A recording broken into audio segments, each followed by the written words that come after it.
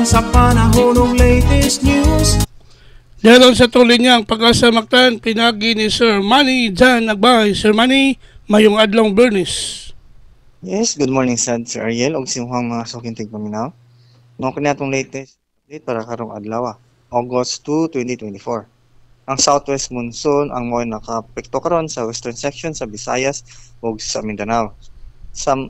Samtang gawas ani wala rin tayo nakita nga laing weather disturbances na posibleng makapekto din sa ato ang nasod.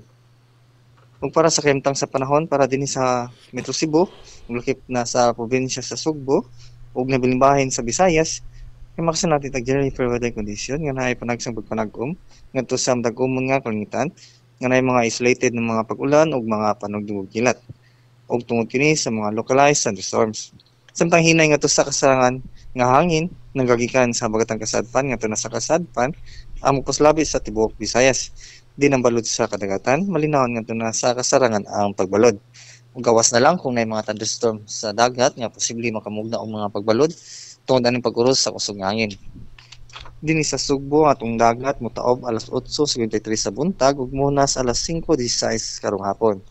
Temperatura karong adlaw magagyan sa 26 ngadto na sa 32 degrees Centigrado. Atong sunrise na to karong alas 5:34 sa buntag, atong sunset unya alas 6:07 sa hapon. Ug mo lang ka na atong latest weather update gikan diri sa Botan sa Pag-asa nga ni si Manager Nagbay magbuntag. Salamat Sir Manny, happy weekend. Okay, good morning.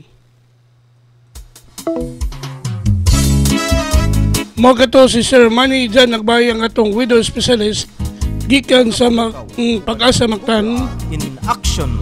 nga naghatod sa tong dagan sa kahimtang sa panahon ining adlaw nga Biyernes, Agosto 2, 2024. May police report again. Salamat sa Pag-asa Mactan ug salamat ni Sir Manny Jan Nagbay. Mayong buntag sa Pag-asa Mactan ug good morning kanatong tanan. Ang paminaw sa'yo sa kabuntagon.